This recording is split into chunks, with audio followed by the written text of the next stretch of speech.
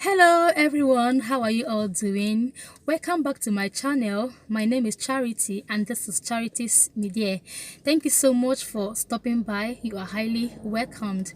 Today I have something interesting to tell you. Sit back and relax and listen to my gist. Today I want to tell you few things I wish I had known before getting married. Yes, I want to tell you 5 good things I wish I had known before I got married. Marriage is a beautiful thing, okay? And so we enter into marriage with so many expectations. Yes, we get prepared, prepare for our wedding, invite our friends and all that. But that is not marriage. Marriage is after those celebrations. You enter into your home and you start living with your husband or with your wife. That is when the marriage begins. So as a young man, as a young woman out there planning to get married, or you may have married as well, but things are not really working the way you had expected it, don't worry, go on, trust God, it will work out for you. So there are a few things I wish I had known, things I knew now. If I had known them before, I won't, have much problem in the early time when I got married. Those few months. Come on, we do courtship. We do I don't know what you call it in your own term, but in my own church we call it courtship. Probably 6 months is not enough to know the person you are going to marry. Okay, so marriage is a learning process, is learning every day, correcting your mistakes, and as you keep trusting God, living together. So number one thing I wish I had known before I got married was this: I wish I had known that my husband is not a mind reader. You heard me well. My experiences, remember, this is my own opinion. You may have different opinion about this, but this is my own opinion. I wish I had known, number one, that my husband is not a mind reader. Yeah, he can't know what I am thinking about unless I tell him. He is not God. Okay, so when we initially got married, probably if I'm not feeling well or I have something bothering me, I will just be assuming that my husband should know that, oh, he's seen my mood, he knows that I'm not the person I used to be, so he should know that something is wrong, and I'll be waiting for him to come and ask me that thing you want him to know, and there will be peace. Let's stop all this. He is my husband. He needs to know when I'm happy or when I'm not. He needs to know when I am sick. He needs to know when I need attention. No, no, no, no, no. It is not right. Go ahead and open up, speak to him, tell him the things he needs to know, and then you will live happily. I wish I had known before I got married was that people were going to pressurize me into having a child. Yes, before you got into marriage, you must have planned yourself. Some people plan to wait for 1 year, 2 years before having children, depending on what you have in mind to do. Come on, but after wedding, people will start waiting for you like 1 month, 2 months, and they are like, what is happening? What are you waiting for? But that's not my problem anyway. My own was that after I had my first issue, I waited for like 5 years before I had my second one. And it's not because of any medical condition.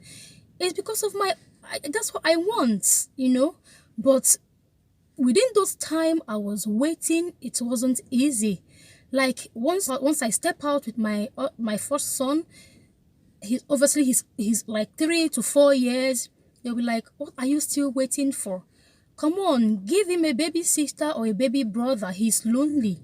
Who told you he is lonely? And it's not easy to push out children that you can't cater for. Okay, so I advise you, do not let anyone pressurize you into having children. Plan it, okay? Do not worry. They will be asking you, is there any medical condition? Are you okay? What is wrong? What is going on?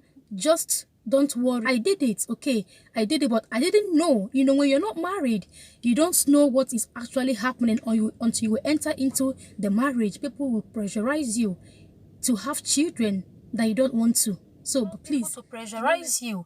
If there are things you want to put into place before having another child or before having a child, go ahead and do it. If they ask you, if you want to answer them politely.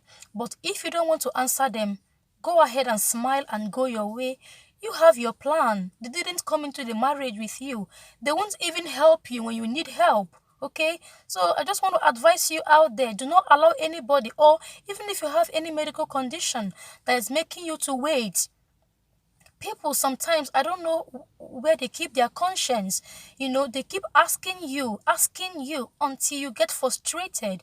But I encourage you, don't get frustrated, don't worry. Continue trusting God, continue making your plans. When you are ready, when God is ready, children will come in and you'll be very, very happy. Okay. The third thing I wish I had known before I got married was the time of me is no longer going to be there. Yes. As a young girl, as a spinster, you plan your life, you know what you're doing, nobody disturbs you. You come home, lie on your bed, read your book, pray to God, go to church activities, do everything you want at your own time. But immediately you sign that registry and say you are married, that ends your me time. Don't get me wrong, okay? You will still have your time for yourself, but majority of your time is for your family, okay? So you don't just go about doing the things the way you want it. You have a husband and eventually kids will start coming, so you need to be there for your family. There's nothing like, leave me alone. I'm not doing that. I'm not doing this. I want to sleep. As you are sleeping, that your baby boy will be crying.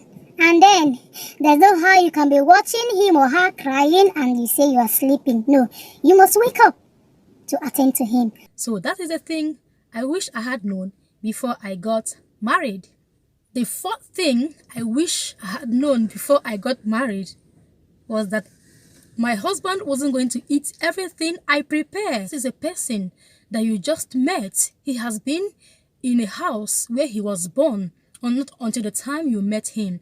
And he has a different background. He has a different upbringing. There are things he enjoys doing and there are things he doesn't enjoy to do. How do you think you can change him overnight? It doesn't happen that way, okay? So when I cook and he said to me, he will eat it actually, but at some point he used to say, oh, initially in my house, my mom, I don't eat this in my house actually, but I just eat it so that you don't get angry. And I said, wow, it is not fair. I don't want to impose my lifestyle on you. So bear it in mind, my dear young girl that is getting into marriage. It's not everything you prepare that your husband will eat.